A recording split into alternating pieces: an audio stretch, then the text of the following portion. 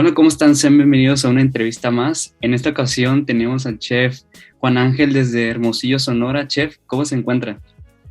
Muy bien, muchas gracias por la invitación. Hombre, gracias a usted por aceptar la invitación. Ya hemos tenido bastante tiempo con lo que es de la pandemia y a mucha gente nos ha cambiado, nos ha quitado varias cosas, pero a usted, ¿qué le ha dado esta pandemia? ¿Qué lo ha cambiado de esto? La pandemia trajo para mí un nuevo trabajo. Hasta hace casi 3 años, ya voy por 3 años con esta nueva actividad, trabajaba en la televisora pública del estado, que se llama Telemax. Era gerente de operaciones y tenía un programa de cocina que llevaba ya 10 años en la televisora. Y hubo muchos cambios que se fueron generando por una alternancia de administración, no de gobierno, de administración, y se generaron equipos de trabajo. Vi la oportunidad de ponerme en la lista de recorte, porque en ese momento a mí me habían pedido recortar a 10 personas. Entonces dije, bueno, me pongo en la lista, se ahorran correr como a 10 más o como a 8 más o menos de las 10 que querían correr, y pues voy a empezar con esto que ya traía en mente desde hace años y venía preparando junto con el programa de cocina, que era crear contenido en general. Yo todavía no vislumbraba pues, lo que iba a pasar o las posibilidades que iba a haber dentro de este mundo de las redes sociales. Es como si fuera el tipo de gente ahorita que es lo que ya está pegando en la plataforma de lo que es de TikTok y Spotify, que es ahorita lo que está dando mucho que hablar con los podcasts, con muchas personas o personalidades conocidas que se están dando pues de qué hablar de lo que hacen, de lo que ellos hacen. Entonces, ahorita vamos a hablar acerca de eso porque a mí me parece interesante. Yo estudié primero, antes de gastronomía, estudié periodismo y al primer semestre ingresé a hacer prácticas en la televisora, donde estuve trabajando hasta hace 3 años.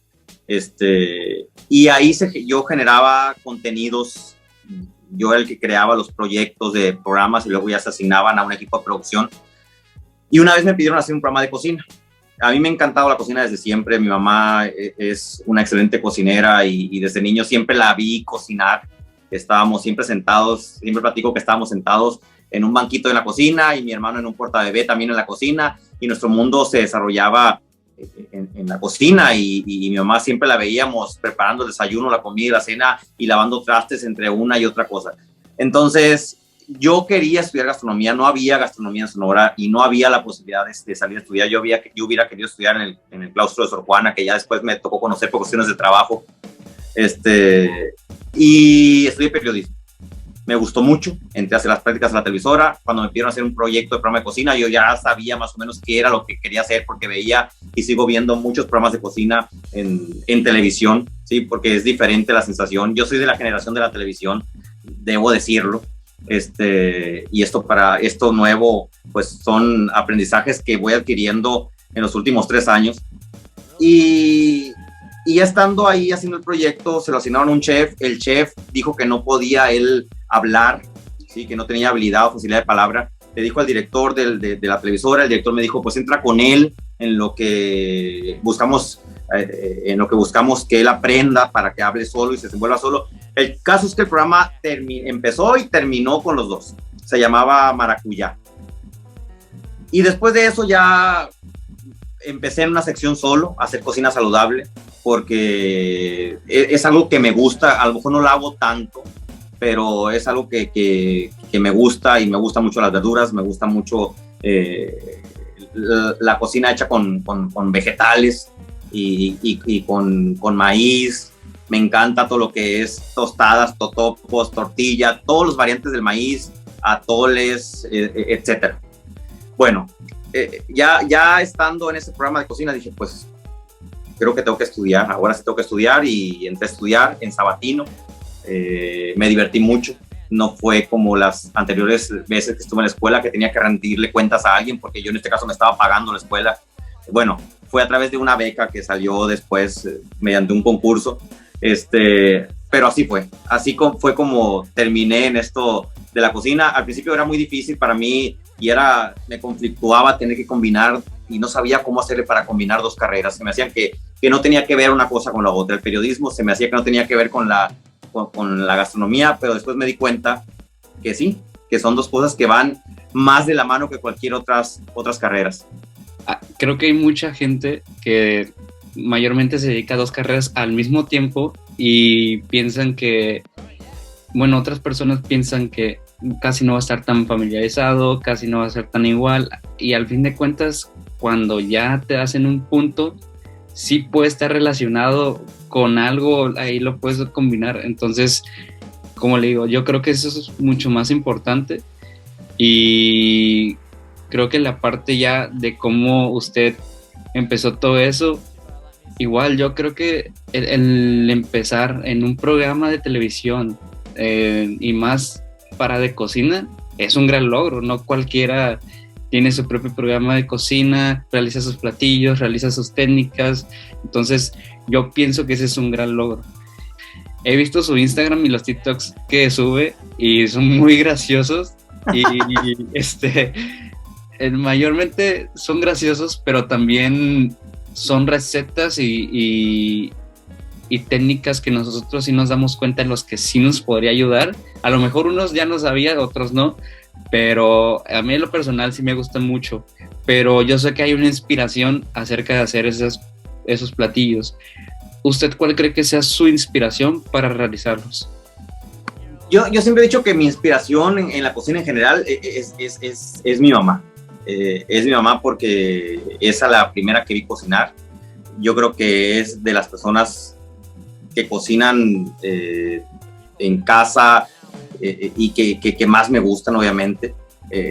Y vi que esto como algo muy normal. O sea, yo siempre vi la cocina como algo no difícil, nada complicado, algo que era práctico, y yo nunca vi que mi mamá se complicara haciendo un puré de papa que para a lo mejor muchas personas pudiera parecer fácil, pero para otras les parece sumamente complicado. O a lo mejor guisar un huevo no es la cosa más sencilla del mundo si lo queremos hacer como debe ser, y para muchas personas no es tan fácil.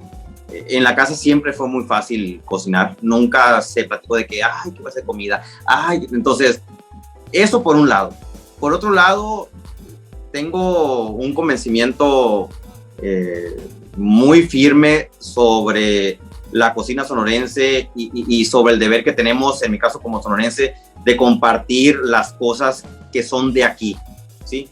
La tortilla grande de harina o de agua, la carne con chile, obviamente la carne asada, que para mí no es el gran símbolo de la cocina sonorense, sino es la tortilla grande de harina, la gallina pinta, el puchero o el cocido, todas esas comidas que nos dan identidad y productos que nos dan identidad. En mis recetas a lo mejor no siempre hago cocina sonorense porque obviamente tengo que darle variedad a lo que preparo, pero en la mayoría de los platillos hay un ingrediente que se acostumbra a usar en Sonora. El orégano, por ejemplo, muchos de mis platillos, yo creo que el 90% de mis platillos tienen orégano, porque el orégano es una hierba de olor que se da en Sonora, ¿sí? Y hay una variedad de orégano en Sonora. El chile colorado o el chile Anaheim o el chile California, mejor dicho, o el chile verde, el chile California, el chile Anaheim o de otra cosa le dicen chilaca en algunas otras partes, aunque el chilaca también es amarillo.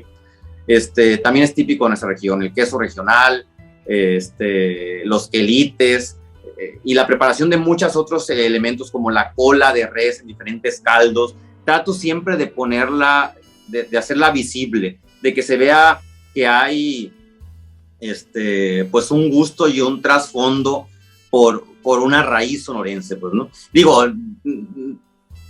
está de más decir que el acento también me delata, ¿no? Aunque a veces me dicen que son de Monterrey. No soy de Monterrey, pero es como una inspiración también para mí, la cocina sonorense y quienes hacen cocina sonorense, porque hay muchas personas que hacen cocina sonorense y que a lo mejor no tienen la mirada puesta, y eso lo trato de replicar en las columnas que escribo, en los podcasts que grabo, a través de historias que nos representen y que nos hagan ser ubicados por otras personas a lo largo de México o del mundo, ¿no?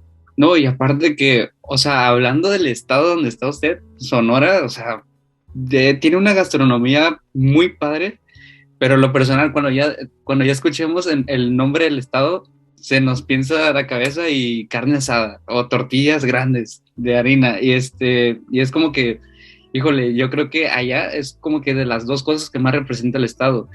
Y pues, como usted te había dicho, que mayormente los platillos que se utiliza allá en Sonora se le agrega lo que es el orégano, y es cierto, mayormente, bueno, no sé tanto el estado, pero mayormente creo que se utiliza mucho lo que es de los caldos, más o menos. Tiene mucha variedad, aunque, como le digo, mayormente escuchamos el estado y decimos carne asada, pero yo creo que eso no es lo único que lo representa tan bien. Había dicho anteriormente que tiene un podcast. ¿De qué se trata el podcast? Porque yo solo leí que son como... El podcast es mi último proyecto nuevo. En mi plan de vida tengo cosas calendarizadas, vamos a decirlo, a corto o mediano plazo y largo plazo. Y este podcast hace mucho que lo estaba planeando. Es radio hablada, al final de cuentas el podcast es radio hablada, ¿no? Yo nací y estudié periodismo en la época en que existía todavía el último cachito de la radio hablada, y cuando empecé a escuchar podcast dije, pues esto es radio hablada, ¿no? O sea, es radio hablada y a veces es más austera que la radio hablada, porque la radio hablada tenía efectos, tenía musicalización, tenía actuaciones a través de la voz. Y cuando escucho podcast digo, pues esto no es nada complicado, entonces hay que hacer algo de gastronomía en podcast, y me dediqué como 3 meses más o menos a escuchar podcasts de diferentes. Soy fan de algunos de ellos y me quedé escuchándolos ya permanentemente, pero no encontré ninguno, por lo menos en habla hispana, que contara historias de cocina, ¿sí? Entonces mi podcast se trata de contar una historia de cocina cuya parte principal es la ambientación y los personajes que giran alrededor de un platillo, y además de girar alrededor de un platillo hay una enseñanza, una moraleja dentro de la historia, o un final con algún consejo, algún dato histórico, etcétera. Es decir, cuento la historia de cómo conocí el caldo de queso y los personajes que estuvieron involucrados, luego doy la receta del caldo de queso y además les platico cuál es la enseñanza que me deja haber estado presente cuando hicieron aquel primer caldo de queso en mi vida, por decir algo, ¿no? Y es algo que hago buscando que la gente conecte con sus recuerdos. A veces estamos muy enfrascados en el presente y en el futuro, ¿no? Preocupados con el futuro y decimos, voltear a ver para atrás, nunca.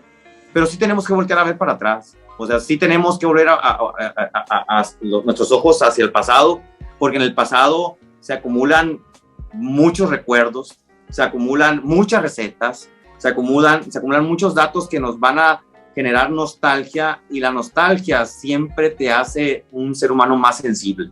Entonces, esa es la finalidad del podcast, que se genere una chispa donde a lo mejor ya queda solamente una ceniza en aquella mente de la joven o de la mamá que en su momento preparó junto a su abuela una carne con chile y jamás la ha vuelto a hacer porque ni siquiera se acordaba que existía. Y el podcast tiene como finalidad tener ese recordatorio que te vuelva a tus raíces, que te vuelva a tus recetas favoritas de niño, que te vuelva a esas experiencias que conectaban con tus recuerdos. A lo que yo entiendo es, básicamente, es como si fuera el descubrir, no solo el simple hecho de que vas a comer lo que vas a hacer, es el simple hecho de que todo lo que tú preparas, todo lo que hay, todo lo que tenemos de gastronomía, de ingredientes y todo eso, tiene su historia. Entonces, todo tiene una historia. Entonces, o sea, todo tiene su modo de cómo fue avanzando hacia donde nació hasta donde estamos. Entonces, la verdad, a mí me interesa el podcast. Ahorita escuché el primer capítulo antes de tener la entrevista y me gustó mucho. Y la verdad es muy interesante. Yo igual trato de hacer lo mismo, pero como le digo, en este canal, esta sección es para saber más de los autores, de lo que son parte de la gastronomía, de los que son los creadores de tener diferentes platillos que nosotros tenemos que son parte de eso. Meternos un poquito más en lo que es de la gastronomía. Si tuviera que elegir una gastronomía de todo México,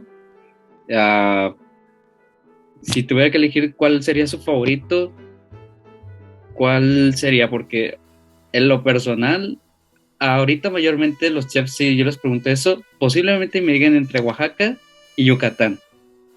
La mía es la de Sonora. O sea, yo nunca dudaría en decir que mi cocina favorita es la cocina sonorense. Y es, es en la que trato siempre de inspirarme cuando voy a hacer algún menú, cuando voy a hacer alguna salsa. Trato de buscar que haya elementos de la cocina sonorense dentro de una preparación que a lo mejor voy a hacer para un catering, con algún ingrediente como, repito, como el orégano, como el chile, como la tortilla grande, los frijoles, que digo, los frijoles son un alimento de todo México, pero cada región tiene su forma muy particular de prepararlos, y en Sonora también lo tenemos, los famosos frijoles de fiesta o frijoles puercos. Entonces, la cuestión aquí es que uno debería ser, o todos deberíamos ser, promotores de su propia gastronomía. Yo siempre les digo a los estudiantes de gastronomía, cuando me toca participar en pláticas o en conferencias, y les hago esa misma pregunta que me estás haciendo tú. ¿Cuál es su gastronomía favorita del mundo, ¿no?